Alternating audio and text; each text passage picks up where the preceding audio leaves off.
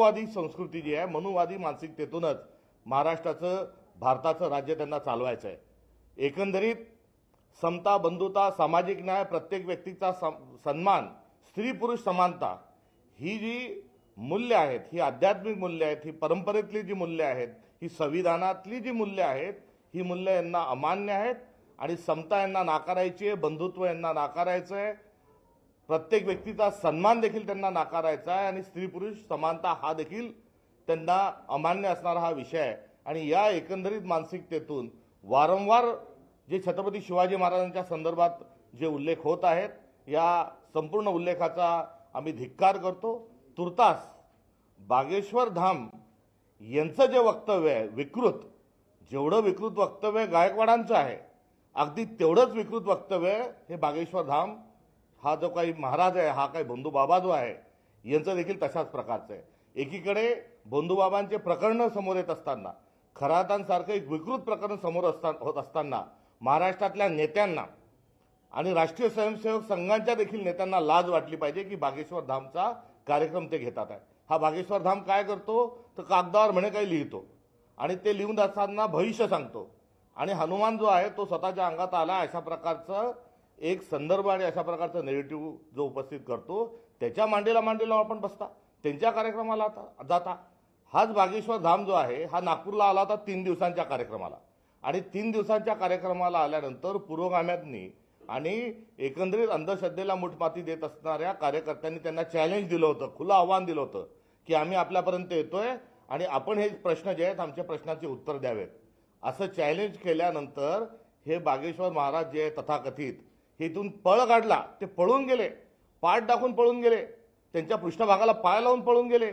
इतका हा भित्रट घाबरट माणूस जेव्हा पळून गेला तेव्हा खरं पाहिलं तर त्यांचे जे दावे होते त्या दाव्यांच्या अनुषंगानं आणि महाराष्ट्रामध्ये अंधश्रद्धा निर्मूलनाचा कायदा असताना आणि ड्रग्ज अँड मेडिसिन जो ॲक्ट आहे त्या माध्यमातून त्यांच्यावर गुन्हे दाखल व्हायला पाहिजे होते, मात्र त्यावेळेस देवेंद्र फडणवीसांनी त्यांना पळून जाण्याकरता मदत केली आणि 3 दिवसाचा कार्यक्रम सोडून ते पळून गेले।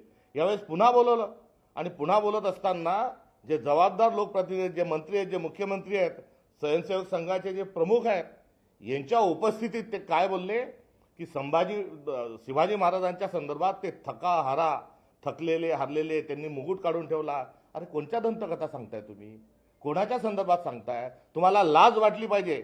सांगणारा तर विकृत आणि बेशरम आहेच, मात्र ऐकणारे देखील बेशरम आहेत असं जर म्हटलं तर चुकीचं होणार नाही।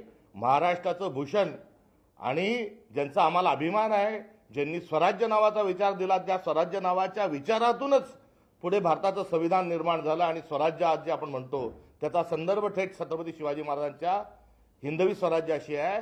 अशा शिवाजी महाराजांच्याबद्दल आपण अशा स्वरूपामध्ये लोकांना कुठेतरी सत्यनारायणाची कथा सांगण्यासाठी गोष्टी सांगताय आणि त्यामध्ये आपण अंधश्रद्धा कुठेतरी वाढवताय आणि अंधश्रद्धा वाढवण्याचा भाग हा आपल्या ठिकाणी आहे।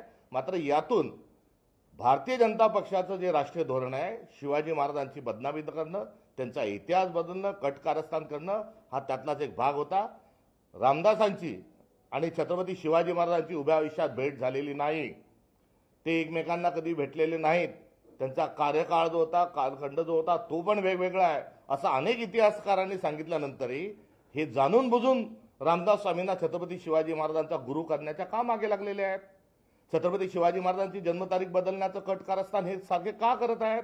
छत्रपती शिवाजी महाराजांचा राज्याभिषेक नाकारणारी ही अवलाद आज शिवाजी महाराजांचा इतिहासाशी छेडछाड करून जर शिवाजी महाराजांना रामदास स्वामींचा संदर्भ आणि गुरु शिष्याचं नातं दाखवत असेल तर या त्यांच्या वक्तव्याचा आम्ही निषेध करत नाही, तर हा इतिहासासोबत ही त्यांनी जी तोडमोड केलेली आहे ते आम्ही कदापि आम्ही सहन करणार नाही। या संदर्भामध्ये दस्तूरखुद मुख्यमंत्र्यांनी आता माफी मागितली पाहिजे आणि मुख्यमंत्री जर माफी मागत नसतील, मुख्यमंत्री जर गायकवाडांवर कारवाई करत नसतील तर याचा अर्थ स्पष्ट आहे की शिवाजी महाराजांची बदनामी करणं हे भारतीय जनता पक्षाचं राष्ट्रीय धोरण आहे आणि त्या धोरणाचाच भाग म्हणून काल बागेश्वर जे धाम भीम काहीतरी जे काही आहे या शिवशाहू फुले आंबेडकरांच्या महाराष्ट्रात, या गाडगे महाराज तुकडोजी महाराजांच्या महाराष्ट्रामध्ये असे जर दादांत खोटारडे लोक जर येत असतील आणि त्यांना कुठे धर्मपीठाच्या माध्यमातून त्यांना संलग्नता दाखवत असेल तरी राष्ट्रीय स्वयंसेवक संघाची पण ही मानसिक विकृती या निमित्तानं आपल्या सगळ्यांच्या समोर आहे। त्यामुळे राष्ट्रीय स्वयंसेवक संघाने या संदर्भात माफी मागावी मुख्यमंत्र्यांनी माफी मागावी. आणि हे जर माफी मागत नसतील आणि गोलमोटोल जर काही बोलत असतील, दंतकथा बिंतकथा, काय देवेंद्रजी तुम्ही सांगताय? तुम्ही काय पुराण सांगण्याकरता, गरुड पुराण सांगण्याकरता इथे पाटावर बसलेले आहेत का? आणि मम आत्मना स्मृती म्हणून आम्हाला काय पाणी सोडायला सांगताय का? तुम्ही संविधानाची शपथ घेऊन या महाराष्ट्राचे मुख्यमंत्री झालात. आपल्याला या भाकडकथा सांगण्याचा कुठला अधिकार नाही. आपण इधर उधर की बात मत कर. तुम्ही सरळ सरळ जी आहे ही महाराष्ट्राची माफी मागावी. मला या अनुषंगानं पुन्हा संदर्भ आपल्याला सांगायचे आहे, कारण भारतीय जनता पक्षाला त्यांच्या धोरणाला जर शिवाजी महाराजांच्या बदनामीचं धोरण आम्ही जर म्हणतोय, तर त्याचा इतिहास आणि संदर्भ देखील आपल्या सगळ्यांच्या समोर मांडणं हे क्रमप्राप्त ठरतं. कारण गोळवळकर गुरुजी जे आहेत, या गोळवळकर गुरुजींनी काय केलं तर शिवाजी महाराजांच्या संदर्भामध्ये त्यांना कुठल्याही प्रकारचा अभिमान नव्हता. शिवाजी महाराजांचा हिंदवी स्वराज्य जो विचार आहे या संदर्भामध्ये त्यांना कुठल्याही प्रकारचा अभिमान नव्हता. आणि त्यांनी जी लढलेली जी लढाई आहे ही स्वराज्याची लढाई आणि भारतीय धर्माची लढाई, महाराष्ट्र धर्माचे संस्थापक आम्ही म्हणतो, तो महाराष्ट्र धर्मासाठी शिवाजी महाराज लढत असताना गोळवळकर काय म्हणतात त्यांच्या बंच ऑफ थॉटमध्ये की शिवाजींची जी लढाई आहे ही लढाई राजकीय स्वरूपाची आहे. त्यांनी स्वराज्याची लढाई म्हटली नाही, हिंदवी स्वराज्याची म्हटली नाही, महाराष्ट्र धर्माची त्यांनी म्हटली नाही, तर राजकीय लढाई म्हणून शिवाजी महाराजांचं कर्तृत्व हे कुठेतरी कमी लेखण्याचं काम हे यापूर्वी गोळवळकर गुरुजींनी केलं. नंतर गोळवळकर गुरुजींच्या नंतर आपण सावरकरांवर येऊ. आणि सावरकरांवर येण्याच्या आधी पुन्हा गोळवळकर गुरुजींकडे मला वापस जाऊ द्या. आणि संभाजी महाराजांबद्दल देखील गोळवळकर गुरुजींनी काय लिहिलं आहे की त्यांच्या क्षमता नव्हती, ते विलासी होते. अरे संभाजी महाराजांचं विकृत लिखाण आपण करता. म्हणजे छत्रपतींची जी परंपरा आहे, हिंदवी स्वराज्याची जी परंपरा आहे, हिंदवी स्वराज्याचे संस्थापक छत्रपती शिवाजी महाराज आणि स्वराज्य संरक्षक संभाजी महाराज, या दोघांनाही आपण जे बदनाम केलेलं आहे हे आपलं असणारा एकंदरीत खरा चेहरा आहे. आणि भारतीय जनता पक्ष हाच गोळवळकर गुरुजींचा जो विचार आहे हा पुढे घेऊन जात आहे, हे या निमित्ताने आपल्याला सांगितलं पाहिजे. 6 सोनेरी पानं सावरकरांनी लिहिले, मात्र शिवाजी महाराजांचं 7वं सोनेरी पान त्यांनी लिहिलं नाही. संभाजी महाराजांबद्दलही त्यांनी आक्षेपार्ह लिखाण केलंय. आणि शिवाजी महाराजांच्या कर्तृत्वाला झाकळण्याकरता त्यांची जी सभ्यता होती, त्यांची जी संस्कृती होती, त्याला विकृत म्हणण्यापर्यंतची मजल ही सावरकरांची गेली होती. हा देखील भारतीय जनता पक्षाचा अजेंडा असल्याचा एक पूरक पुरावा आहे. यानंतर मध्यंतरीचे भरपूर पुरावे आहेत.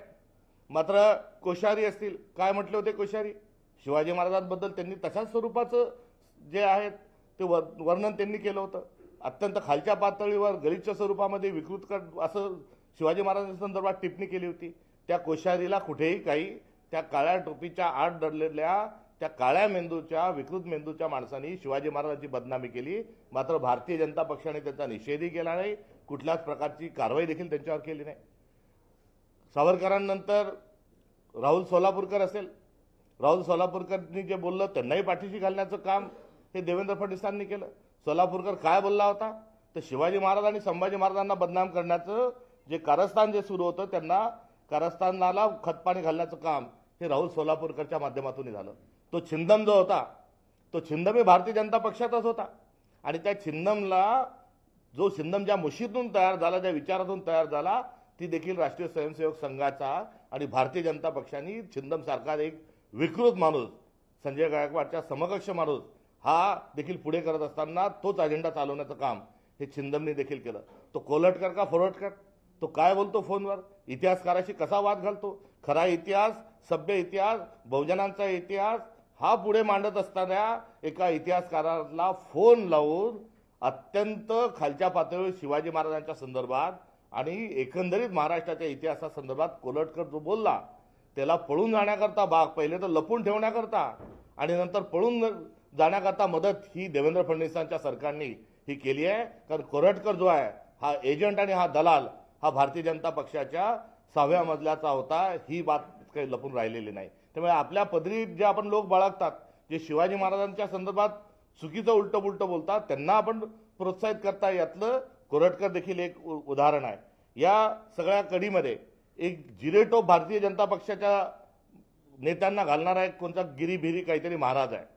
तो भारतीय जनता पक्षाचा कोणताही माणूस आला तो कोणता गोविंदान कुठून गिरी आणि काय महाराज स्वतःला म्हणून घेतो. मात्र त्यांचा अजेंडा हा आहे की शिवाजी महाराजांना कुठेतरी त्यांचा इतिहासाला काळीमा लावायचा, विकृत स्वरूपात बोलायचं आणि भारतीय जनता पक्षाचा माणूस आला की त्याच्या डोक्यात जिरेटोप घालायचा हा उद्योग या गोविंदगिरी महाराजांचा कुठेतरी आहे।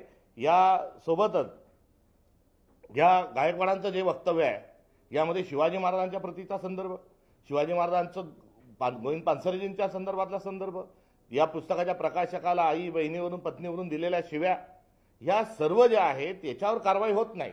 आणि का कारवाई होत नाही, गायकवाडांवर फडणवीस सरकार का कारवाई करत नाही, तर शिवाजी महाराजांची बदनामी करणाऱ्या किंबहुना शिवाजींचा खरा इतिहास पुढे आणणाऱ्या माणसांना नेहमी टॉर्चर करायचं, त्यांना धमदाटी करायची, त्यांना घरात बसवायचं, त्यांचा पानसरे करायचा, त्यांचा दाभोळकर करायचा, त्यांचं कलबुर्गी करायची, या प्रवृत्तीला त्यांचं संरक्षण आहे। त्यामुळे गायकवाडांच्या वक्तव्यावर कुठलीही कारवाई न करणारे फडणवीस हे स्वस्थ का आहेत, कारण भारतीय जनता पक्षाचा अजेंडाच आहे की शिवाजी महाराजांची बदनामी करा, हे त्यांचं राष्ट्रीय धोरण आहे। आणि या राष्ट्रीय धोरणाचाच एक भाग म्हणून बागेश्वर धामने केलेली जी बडबड आहे ही विकृत बडबड आहे, इतिहासाशी कुठल्याही प्रकारचा संबंध नसणारी बडबड आहे। आणि दस्तूरखुद त्याला राजमान्यता मिळवण्याकरता देवेंद्र फडणवीसांच्या उपस्थितीत हे जे बोललं गेलं आहे हे बरळणं नाही, ही काही चुकून झालेली घटना नाही, ही कोणती दंतकथेचं वाचन नाही, तर भारतीय जनता पक्ष त्यांचा अजेंडा पुढे रेटण्याचा हा बागेश्वर धामांच्या माध्यमातून केलेला हा प्रयत्न आहे। एका बाजूला राष्ट्रीय स्वयंसेवक संघ बसलेला आहे, दुसऱ्या बाजूला महाराष्ट्राचं सरकार बसलंय, तिसऱ्या बाजूला केंद्रीय मंत्रिमंडळातील मंत्री बसलेले आहेत, आणि हा असा माणूस बरळतो आणि हे खुशाल ऐकून घेतात। हे त्यांचं खुशाल ऐकणं हा त्यांचा निगरगट्टपणा नाही, हे त्यांचं अज्ञान नाही, हा त्यांचा मूर्खपणा नाही, तर हा त्यांचा कुटील डाव आहे। आणि त्या कुटील डावाला या निमित्तानं आम्ही त्याचा पर्दाफाश करत आहोत। नरेंद्र मोदींच्या संदर्भात काय मांडणी केल्या जाते, तर हे कोणचे गोयल आहेत, जय भगवान गोयल, वा रे वा, आणि ते काय म्हणतात, आज की शिवाजी नरेंद्र मोदी। अरे काय आमच्या महाराजाची नरेंद्र मोदी काय बरोबरी करतील? शिवाजी महाराज कोण होते आणि शिवाजी महाराजांच्या नखाची काय आपण कोणतीच बरोबरी करू शकत नाही।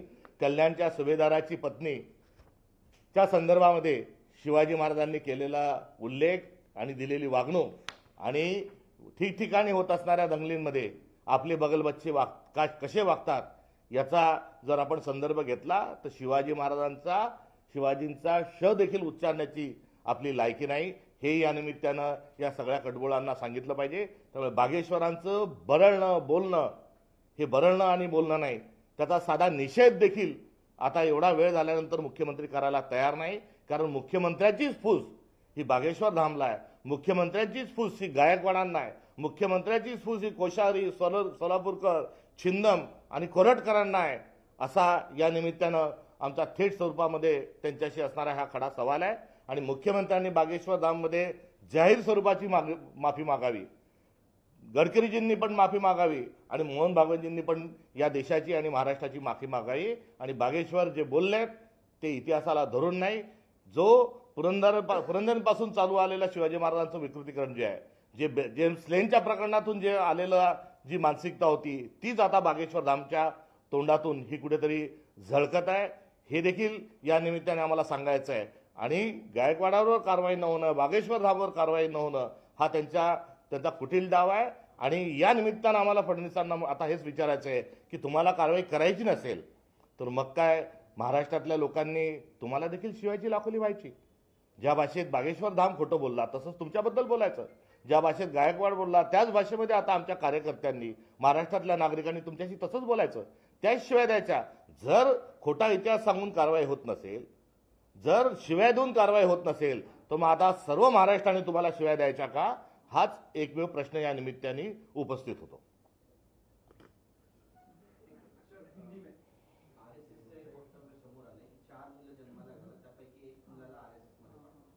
अरे 10 मुलं जन्माला घाला, 4 मुलं जन्माला घाला, भारताच्या संविधानाने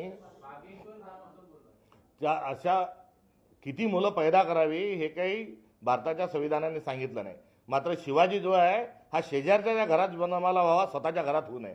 तुमच्या हातातली जी काठी आहे ती काठी फक्त कपडे वाळवण्याकरताच आहे, कोणत्याही भारताच्या शौर्याच्या इतिहासामध्ये आपला उल्लेख नाही, माफीच्या इतिहासामध्येच आपला उल्लेख आहे, माफी लिहिण्यातच आपला उल्लेख आहे। स्वातंत्र्य लढ्याच्या मध्ये काम करणं, इंग्रजांच्या विरोधात लढा लढणं हे त्यांचं काम राहिलेलं नाही, तर इंग्रजांना मदत करणं, चले जाओ आंदोलन असेल, भारत छोडो आंदोलन असेल, त्या विरोधात काम करणं हीच एकंदरीत या मानसिकतेची कुठे ना कुठे ही पार्श्वभूमी आणि हा इतिहास राहिलेला आहे. त्याच्यामुळे 4 मुलं करून 1 द्या 2 द्या काय हा सगळा प्रोपगंडेचा भाग आहे. आणि एवढंच जर असेल तर सगळ्या सत्तेतल्या लोकांनी विदेशात स्वतःची जी मुलं शिकतात, कॉन्व्हेंटमध्ये स्वतःची जी मुलं शिकतात, ही खुशाल तिथून काढावे आणि काय ते रेशीमबागमधलं त्यांचं कार्यालय तिथे ते स्वयंसेवक म्हणून पाठवावेत. त्याच्यात कोणाची अडचण असण्याचं कारण नाही. मात्र त्याआधी राष्ट्रीय स्वयंसेवक संघाने स्वतःची नोंदणी करून घ्यावी आणि स्वतःचा असणारा संपत्ती आणि स्वतःचा असणारा जो ध्येय उद्देश आहे हा सांगावा आणि भारताचं संविधान त्यांनी मान्य करावं. आणि 15 ऑगस्ट 26 जानेवारीला 1 मेलाच नव्हे तर दररोज तिरंगा ध्वज हा आपल्या कार्यालयावर फडकावा. एवढीच या निमित्तानं त्यांना आमची असणारी एका बाजूला सूचना आहे, दुसऱ्या बाजूला विनंती आहे, तर तिसऱ्या बाजूला हे थेट स्वरूपाचं आमचं त्यांना चॅलेंज आहे, आव्हान आहे. मुख्यमंत्री आणि उद्धव ठाकरे यांची मध्यरात्री गुरुवारी भेट झाली. अशा प्रकारचं वृत्त हे प्रकाश आंबेडकरांच्या प्रबुद्ध भारत यांच्याकडनं समोर येताना दिसत आहे. या भेटीकडे तुम्ही कशा प्रकारे बघता? ती तथाकथित स्वरूपामध्ये महाराष्ट्राचा कारभार चालू शकणार नाही, त्याचा कुठे अद्यापपर्यंत दुजोरा मिळालेला नाही.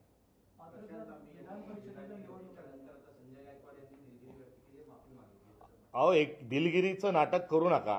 याआधी दिलगिरी गायकवाडांनी मागितली, त्याआधी भारतीय जनता पक्षाला कोणत्या शिवाय दिल्या आहेत मी त्याचा पुनरुच्चार करू शकत नाही.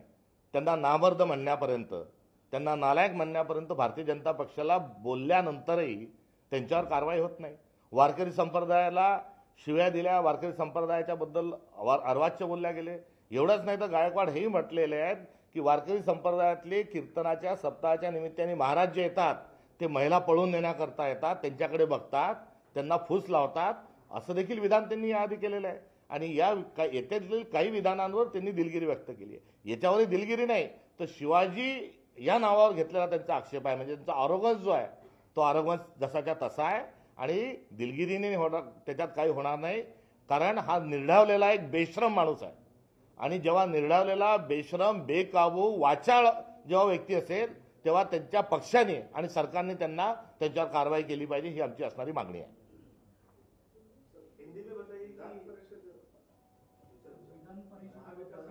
मी या संदर्भामध्ये यापूर्वी जी आमची भूमिका होती तीच भूमिका आमची आहे.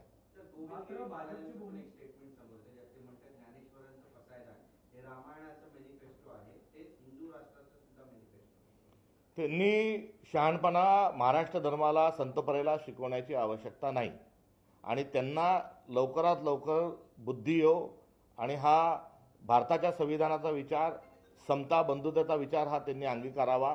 आणि राहिला पसायदानाचा विषय, तर पसायदान त्या प्रेरणा भारताचं संविधान आणि पसायदान यातील प्रेरणा एकसारखी आहे आणि त्या तथाकथित स्वतःला महाराज म्हणून घेणाऱ्यांना मग एवढीच मी प्रार्थना ज्ञानेश्वर पसायदानाच्या माध्यमातून करतो की जे खळांची व्यंकटी सांडो तया सत्कर्मी रती वाढो, भूता परस्परे जडो मैत्र जीवा. त्यांची जी मैत्री आहे भारताच्या संविधानाशी आणि समता बंधुता सामाजिक न्यायाशी हो, ही अपेक्षा व्यक्त करतो. मी कालच या संदर्भात बोललोय. एक पार्टी फोडणारी गँग आहे, मदतरी मुलं पळवणारी गँग होती, मग बाप पळवणारी गँग आली, आता ही पार्ट्या फोडणारी गँग आहे. यांच्या नेतृत्वात क्षमता नाही. नरेंद्र मोदी हे कमकुवत होते आहे आणि अधिक कमकुवत झालेले आहे. त्यामुळे स्वबळावर राजकारण करण्याची त्यांची हिंमत नाही, म्हणून इतर पक्ष फोडतात, इतर पक्षातले नेते ते फोडतात. धीरेन्द्र जो बागेश्वर धाम कौन सा शास्त्री फास्त्री जो भी कुछ है, ये अपने आप को भगवान समझने लग रहा है. भारत के पंतप्रधान अपने आप को नॉन बायोलॉजिकल कहते कहते अभी इस प्रकार से बकवास बात करने वाले भी बहुत सारे लोग ये सामने आने लग गए हैं. मगर बहरहाल छत्रपति शिवाजी महाराज की इतिहास के साथ तोड़ मड़ोड़ करते हुए उनको मनुवाद के साथ जोड़ने का एक घिनौना प्रयास इस शास्त्री ने, अपने आप को शास्त्री कहने वाले एक अशास्त्रीय आदमी ने ये कही है. शास्त्र कहता है कि क्रोनोलॉजिकली बोलो, ऐतिहासिक तथ्य के साथ बोलो, मगर अशास्त्र वाला जो आदमी होता है वो विकृति से बात करता है. तो विकृति के साथ उन्होंने जो बात की है वो उनकी बात नहीं है. तो भारतीय जनता पार्टी का राष्ट्रीय धोरण है कि छत्रपति शिवाजी महाराज की जी की बदनामी करे, उनकी अवहेलना करे और उस एजेंडे के साथ ही उन्होंने अपनी बात को रखा है. और इतना गलत, इतना विकृत और इतना सफेद झूठ बोलने के बावजूद वहां पर मौजूद महाराष्ट्र के मुख्यमंत्री इस पर कोई बयान देने के लिए तैयार नहीं. नितिन गडकरी जी बयान देने के लिए तैयार नहीं, राष्ट्रीय स्वयंसेवक इसके बारे में कुछ बोलने के लिए तैयार नहीं, तो मेरा उनका सीधा उनसे सवाल है, क्या इस वक्तव्य से आप सहमत हो? और सहमत होने की तो बात ही नहीं, सहमत कोई हो ही नहीं सकता, क्योंकि दोनों का कार्यकाल अलग था। संभाजी के साथ रामदास के साथ बार बार शिवाजी महाराज को जोड़ने का और उनको गुरु शिष्य बताने का जो उनका एजेंडा है, यह एजेंडा मनुवाद से प्रेरित है। हम इसकी कड़ी शब्दों में निंदा करते हैं और इसको लेकर महाराष्ट्र के मुख्यमंत्री, राष्ट्रीय स्वयंसेवक संघ और गडकरी जी ने महाराष्ट्र की माफी मांगना चाहिए। लेकिन सर साथ में उन्होंने ये भी कहा है कि 4 बच्चे पैदा करना चाहिए और एक बच्चा जो है आरएसएस को समर्पित करना चाहिए। जिनके जितने भी बच्चे जितने भारतीय जनता पार्टी के सारे नेताओं के जितने बच्चे हैं वो पूरे के पूरे राष्ट्रीय स्वयंसेवक संघ में वो दे देते हैं, तो इसमें हमें कोई आपत्ति नहीं। किसने कितने बच्चे पैदा करने चाहिए, क्या करना चाहिए, ये संविधान ने दिया उनको एक अधिकार है और उसके तहत वो करें। और भारतीय जनता पार्टी के सारे जो नेता जो है, जो मंत्री है, उनके जो बच्चे कॉन्वेंट में पढ़ रहे हैं या विदेश में पढ़ रहे हैं और कोई अंग्रेजी में कहीं जाके विदेश में पढ़ रहा है, सबको लाकर राष्ट्रीय स्वयंसेवक संघ में जमा करें, स्वयंसेवक के नाते उनको काम करने के लिए बोले, इस पर हमारी कोई आपत्ति नहीं। मगर इससे पहले राष्ट्रीय स्वयंसेवक संघ अपना पंजीकरण कर ले। राष्ट्रीय स्वयंसेवक संघ भारत के संविधान को माने, भारत के संविधान का प्रियम्बल अपने दीवार पर वहां पर लगाए और जो तिरंगे के साथ उनको परहेज है वो 26 जनवरी 15 अगस्त के दिने नहीं, तो रोज जो है वो तिरंगा वहां पर लहराए। इतना ही इस माध्यम से हम उनको कहना चाहेंगे। बागेश्वर बाबांनी जे वक्तव्य केलं आहे त्याच्या विरोधात तुम्ही सर, हिंदी में एक सवाल ये भी है कि आपने भी पहले ऐसी टिप्पणियां की है टीपू सुल्तान और शिवाजी महाराज को कंपेयर करते हुए, तो वो भी एक तरीके से अवेदना ही देखी जा रही है। नहीं, इसको ये इस प्रकार से कोई लाइन को खींचना और बताना, ये भी एक प्रोपेगेंडा का भाग है, हिस्सा है। मेरा स्टेटमेंट आप ठीक से सुनो तो उसमें शिवाजी महाराज जी का आदर्श ही मैंने वहां आबादित किया था। शिवाजी महाराज ने किसी भी जहरीले और पोलराइज विचार के साथ काम न करते हुए शिवाजी महाराज आगे गए थे। यही मेरा मूल वाक्य है, मेरा मूल टिप्पणी है। और उसमें शिवाजी महाराज का जो बड़प्पन है और शिवाजी महाराज की जो उनका योगदान है हिंदवी स्वराज की संकल्पना का, वही उसमें आबादित है। सर, आपने कहा कि बीजेपी का नेशनल एजेंडा है और आरएसएस का नेशनल एजेंडा है छत्रपति शिवाजी महाराज को डिटेन करने का। जी हाँ, बिल्कुल, क्योंकि शिवाजी महाराज एक बहुजन नायक है। शिवाजी महाराज ने जो स्पृश्य अस्पृश्यता के साथ हटाने के साथ साथ स्त्री पुरुष समानता की बात कही थी और सबको साथ लेके चलने की बात उन्होंने कही थी। जो सबको साथ लेके चलने की बात करता है, जो सबके हित की भले की बात करता है, समता बंधुता सामाजिक न्याय की बात करता है, उस हर विचार को राष्ट्रीय स्वयंसेवक संघ और भारतीय जनता पार्टी मिटाना चाहती है। बागेश्वर धाम का बयान उसके ऊपर बोल ही दिया ना पहले, नहीं बोला हिंदी में कि वो समकक्ष नहीं थे। बीजेपी ज्वाइन कर चुके हैं, उसको लेकर ऐसा कहा जा रहा है कि महाराष्ट्र की धरती पर भी अब अपोजिशन में किसी प्रकार की हलचल देखी जा सकती है। खुद की पार्टी में दम नहीं, भारतीय जनता पार्टी में उनके नेताओं पर उनको कोई भरोसा नहीं, उनके पास कोई करिश्मा नहीं, इसलिए अन्य दलों के लोग लेने का एक एजेंडा भी वो चला रहे हैं।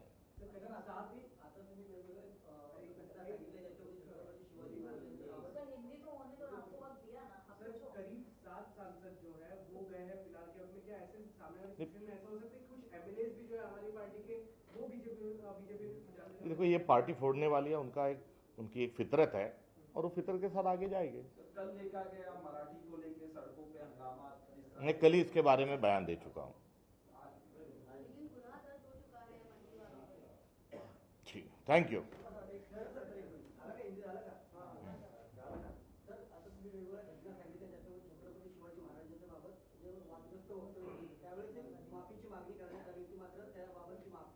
आंदोलन हे होत आहेत, आंदोलन सुरू झालेली आहेत आणि या संदर्भात जर यांनी ताबडतोबीनं माफी न मागितली नाही आणि कारवाई जर केली नाही तर त्याच भाषेमध्ये लोक त्यांच्याशी बोलणं सुरू करतील। त्यामुळे जनआक्रोश जो आहे तो ध्यानात घ्यावा आणि या सर्वांना भारताला अराजकतेच्या दिशेने घेऊन चाललाय, हा याच्या सगळ्या निर्ढयपणाचा आणि नाकर्तेपणाचा परिणाम महाराष्ट्राला भोगावा लागणार आहे।